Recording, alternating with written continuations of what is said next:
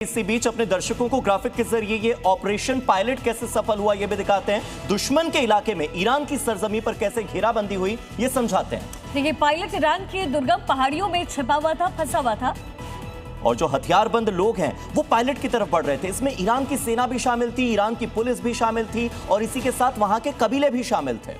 तो देखिए, यहाँ पर फिर एयर कवर होता है, यानी कि घेराबंदी की जाती है। रेस्क्यू टीम भेजने से पहले जंग हुई और 12 से ज्यादा फाइटर जेट वहां पर डिप्लॉय किए गए और उनका काम रेस्क्यू टीम को सुरक्षा देना था और ईरान के अटैक को रोकना था।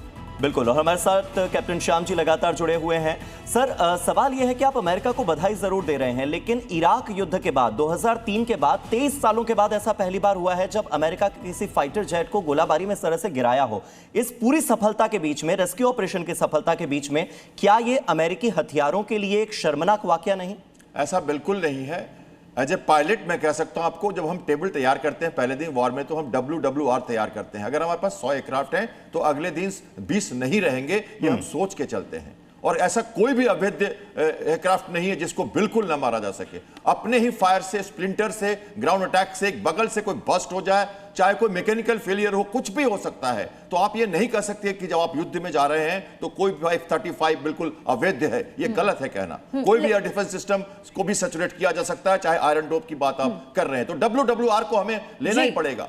तो अच्छा, इस हिसाब से मैं मानता हूं। बिल्कुल सर, देखिए एयर कवर वहां पर कैसे हुआ और ये अमेरिकी डोमिनेंस को दिखाता है। रेस्क्यू टीम भेजने से पहले डोनाल्ड ट्रंप ने 12 से ज्यादा फाइटर जेट तैनात किए गए और इनका काम रेस्क्यू टीम को सुरक्षा देना और ईरान के अटैक को रोकना था। बिल्कुल, और इसी एयर कवर को लेकर एक बड़ी खबर सामने आ रही है। अपने दर्शकों को वो बड़ी खबर दिखा देते हैं, ब्रेकिंग न्यूज बता देते हैं, क्योंकि ये जो ऑपरेशन पायलट रहा ये किस तरह से सफल हुआ, उसमें एयर कवर का जो रोल था वो सबसे ज्यादा इंपॉर्टेंट था। ये एयर कवर ही था जिसके दम पर वहां जो फंसा हुआ एक पायलट था उसे बचा लिया गया। रेस्क्यू टीम ने उसके लिए कवर किया और 12 से ज्यादा फाइटर जेट वहां पर पहले से तैनात थे जिन्होंने रेस्क्यू ऑपरेशन को सफल बनाया। बिल्कुल, और जो फाइटर जेट है वो उसकी तैनाती भी सर, लेकिन एक तरीके से अगर देखें तो ईरान की धरती पर यूएस मिलिट्री का पहुंच जाना ये पूरी तरीके से यूएस की एयर डोमिनेंस को नहीं दिखाता।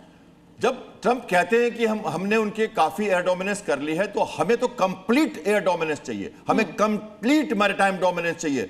अभी तो देखिए ये टेलर है शिखा जी, ये तो टेलर है। अभी आप देखिए, वो ये कहते हैं ना, मिरेकल बोला आपने, चमत्कार, आज वर्ड यूज किया। मैं आपको एक बात टर्म देता हूं, शैकलिंग, शैकल बाय मिरेकल जी, शैकल बाय मिरेकल, वो होने वाला है। ये छोटा था टेलर, इसी का बड़ा रूप आप देखेंगे गल्फ के पानी पर कुछ दिनों के बाद। उसकी इंतजार करिए आप, मैं उसकी बात लगातार कर रहा हूं 20 दिनों से। आपने खर्ग आइलैंड दिखा के सबको समझाया था आपके स्टूडियो में। ये जो छोटा सा टेलर देखा, अमेरिका के पास बहुत बड़ा माइट है। जब लास्ट लड़ाई बंद की थी तो उन्होंने कहा था मिलिट्री माइट मैंने दिखा दी, बॉम्बर से नाफांस में अटैक करके, हम सबसे पावरफुल हैं और फिर आए और आएंगे और खत्म करेंगे। गल्फ के पानी का उबाल, उसको पानी को कन नमकीन करके मिडिल ईस्ट को देना ही है उनको, इसके बिना वो नहीं जाएंगे। लेकिन ये टेलर था। सर, मुझे एक बात समझाइए, ये रियल टाइम इंटेलिजेंस पर यूएस इतना बड़ा रिस्क लेगा कि अपने मिलिट्री फॉर्म्स को उतार रहे हैं वहां जमीन पर?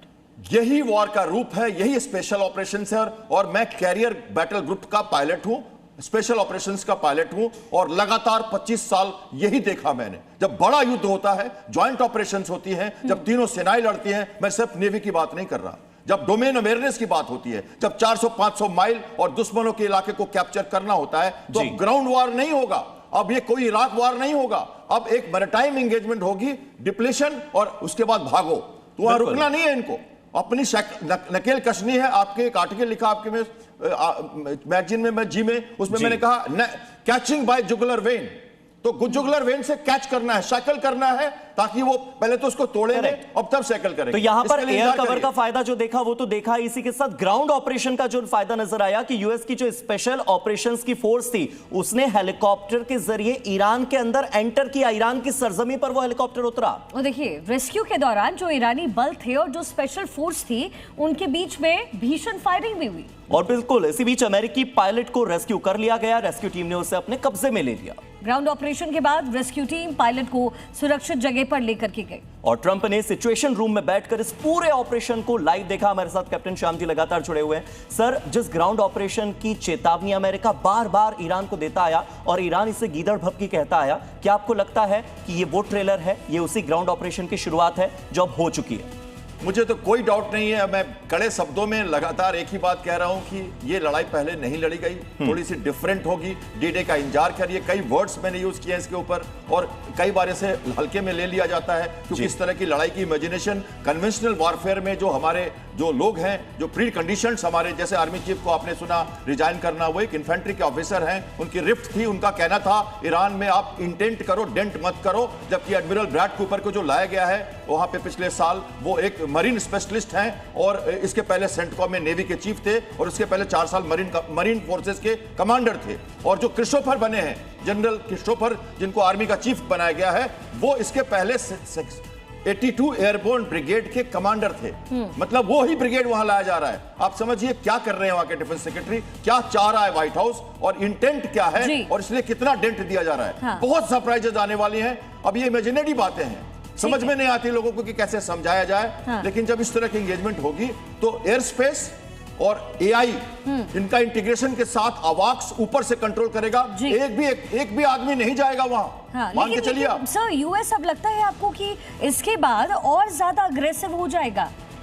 हो रहा है और बिल्कुल एक तरह से स्टेप अप किया जा रहा है और 3 हफ्ते की तैयारी जो कह रहे हैं वो नहीं, इसके बाद भी चल सकता है। ठीक है। क्योंकि जब तक वो डोमिनेंस नहीं होगा ये वो रिस्क नहीं लेंगे। और डोमिनेंस जो आप कह रहे हैं ना आज, एयर कवर, वो उसको कहते हैं डोमिनेंस। पहले डोमिनेंस करना।